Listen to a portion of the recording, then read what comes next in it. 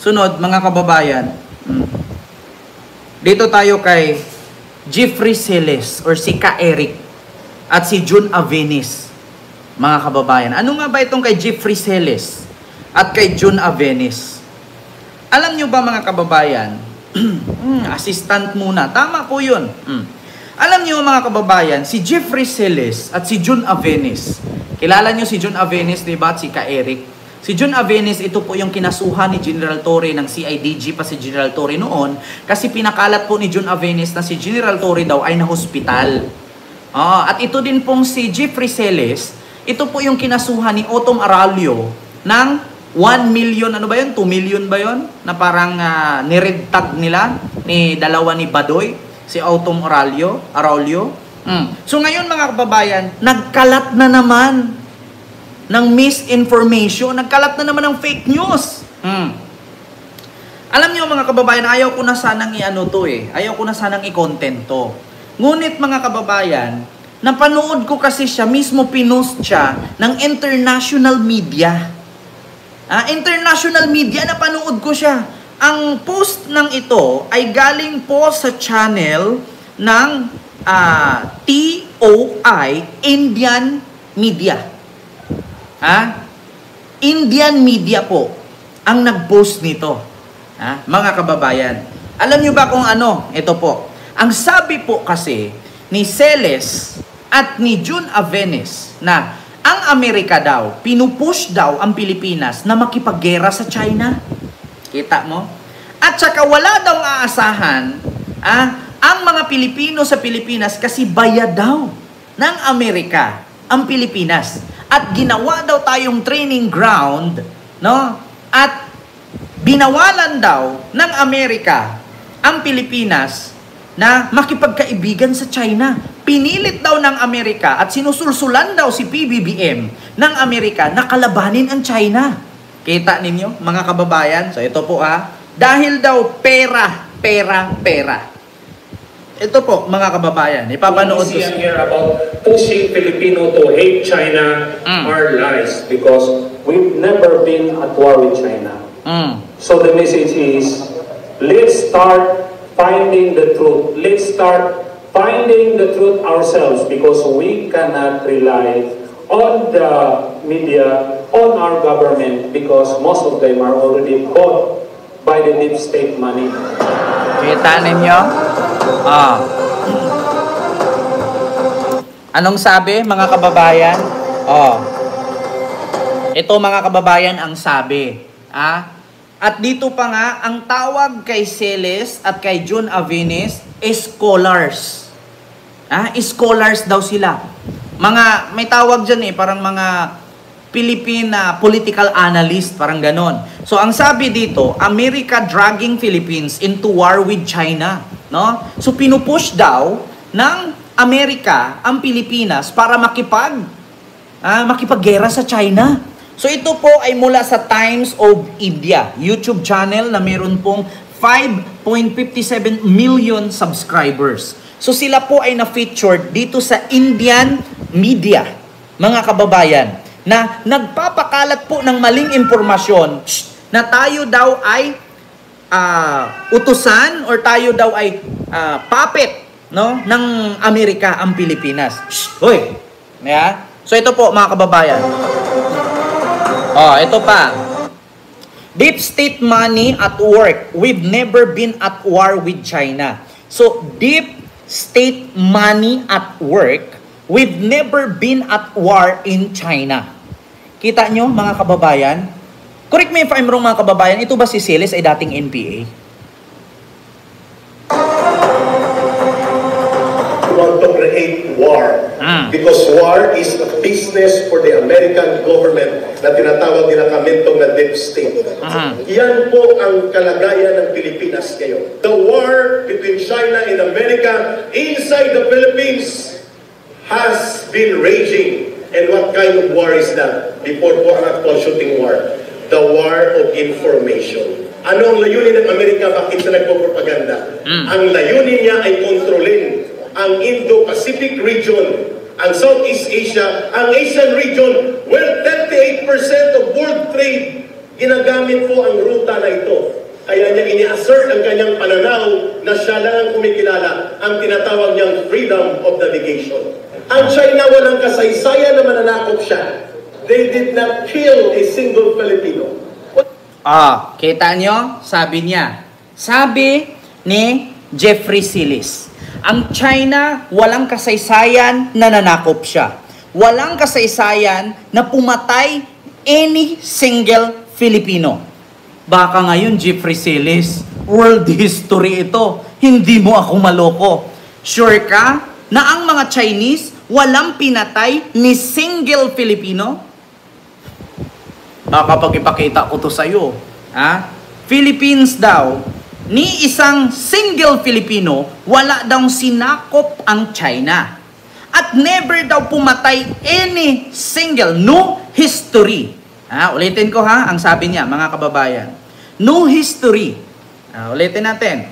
Ito.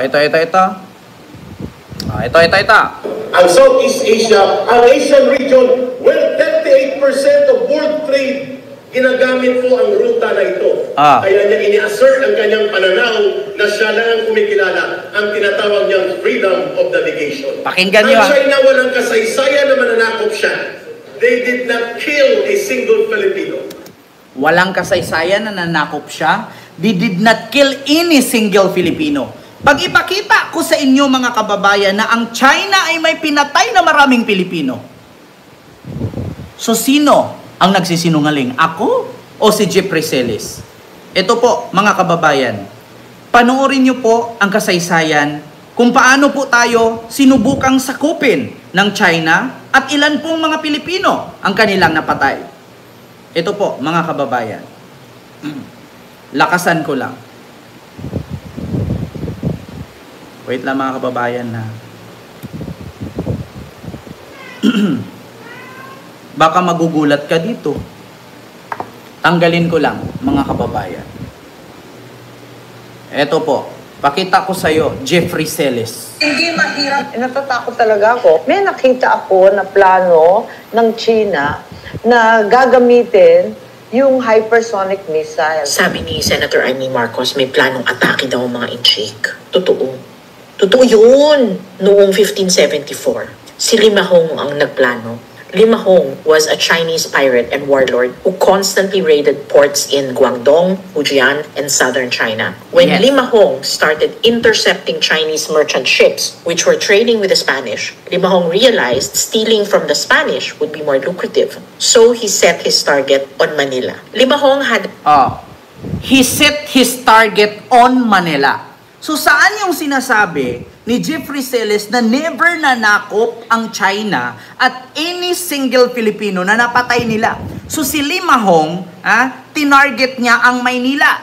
A fleet of 60 plus ships, a few thousand soldiers, and they set sail to invade Manila in 60,000 ships. 60,000 kabarko para ma-invade ang Manila. Biruin ninyo, 60,000 kabarko para ma-invade ang Manila. Sino ang nakalaban ni Limahong? Si Galo. Si Galo po ay isa sa mga kamag-anakan nila Lapu-Lapu, nila Raha Lakandula, Raha Sulaiman, at lulo sa lulo ni Princess Ordoha. Kita nyo? 1574. Their first target was the leadership, of course. They attacked Intramuros and killed Martin de Goiti. They attacked Intramuros. So, napaka-imposible na walang Pilipinong namatay dyan. Napakasinungaling ninyo. Ang sabi ninyo, China did not even kill any single Filipino? My God! Not expect the prowess of a local man named Galo who led his barrio in fighting the Chinese invaders.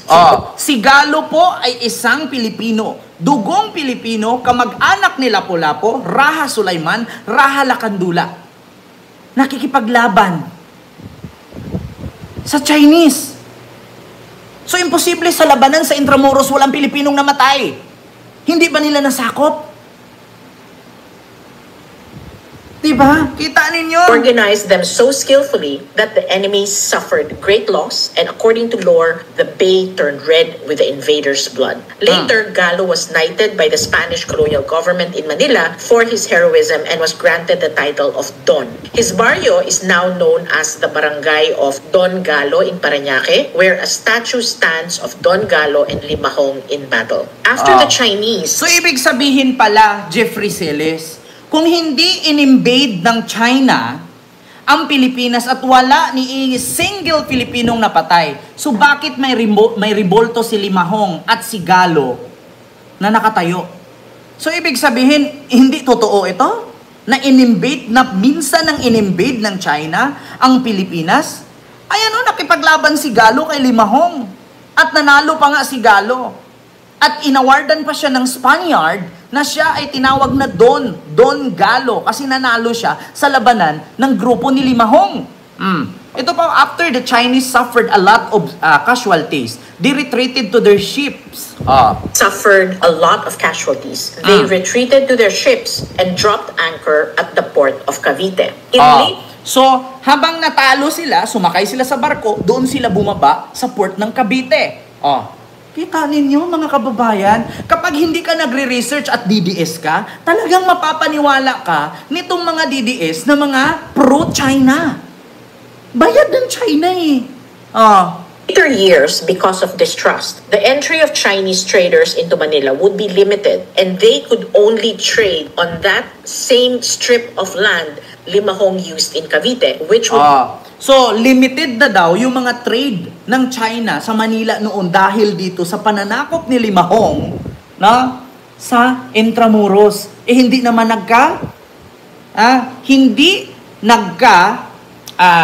survive at hindi na tawag doon nag-success yung pananakop ni Limahong kasi natalo siya ni Galo na isa ding Muslim. Be called Sanli Point. Sanli is an archaic term for Chinese. Pero hindi pa sila Kita nyo, Sanli Point na nga ang tawag doon sa pier sa Cavite. So, paano matatawag na Sanli Point yan kung hindi totoong in-invade ng China ang Pilipinas? Diba? Tapos no more or no any single Filipino killed by Chinese? My God!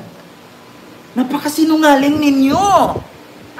Limahong and his forces attacked Intramuros a second time. They managed to burn... 2 beses pa nga inattack ng Intramuros ni Limahong ang Maynila.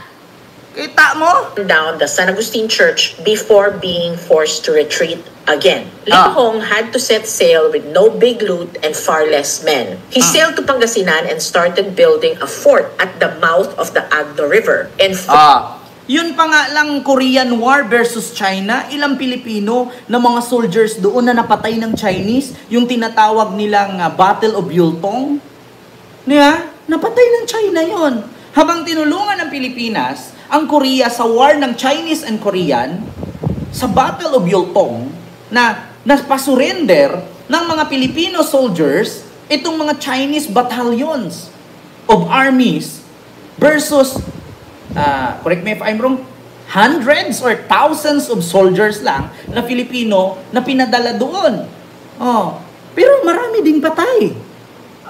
Forced the natives to provide for his band composed of men, women, and children. That area is now known as the Limahong Channel, and a small island a few kilometers from the shore has a place called Limahong Cave because merong Limahong Channel at Limahong Cave. So bakit tatawagin yan ng Limahong Channel at Limahong Cave kung hindi tayo in-invade ng China or sinubukang sakupin at wala silang naipatay? May napatay sila. Kaya wala daw sa kasaysayan ng China na in-invade ang Pilipinas at no any single Filipino na napatay. Ito pa lang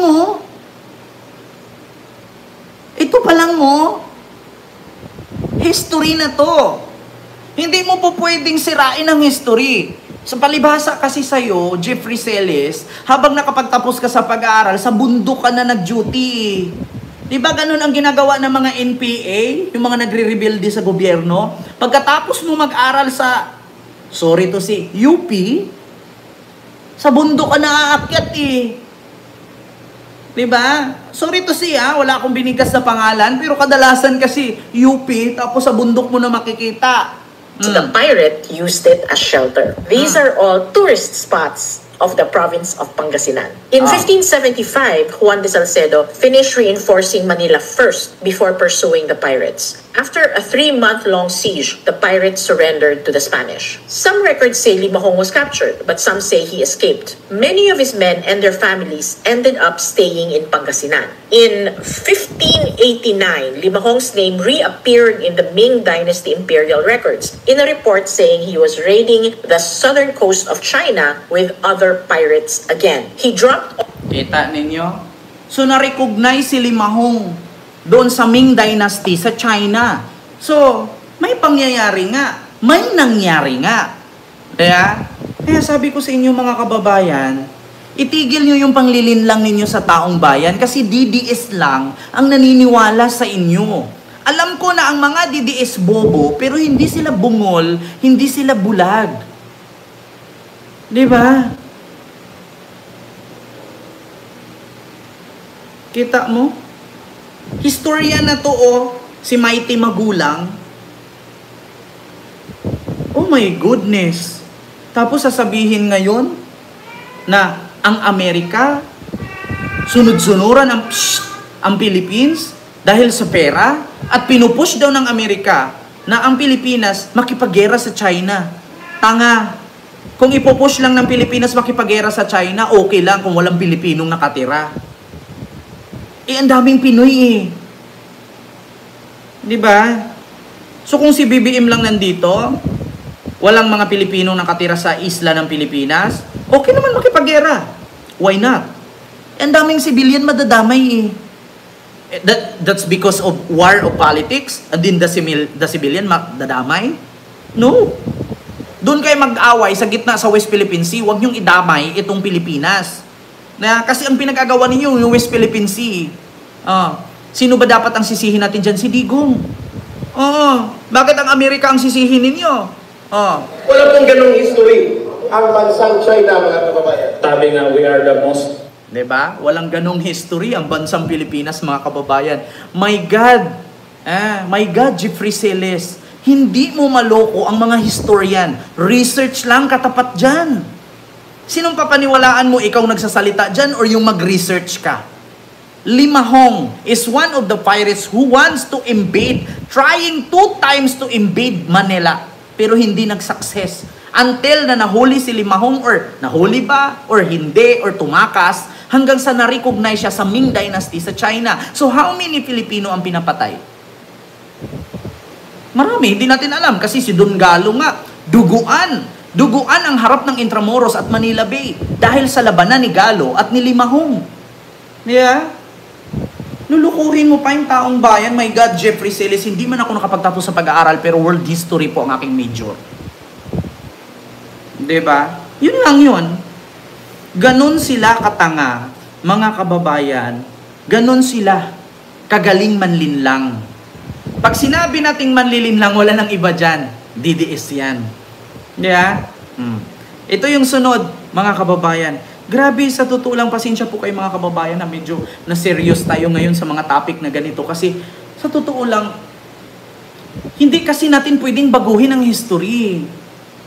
Hindi natin pwedeng baguhin ang history. Si Marcos nga lang ang wala sa libro.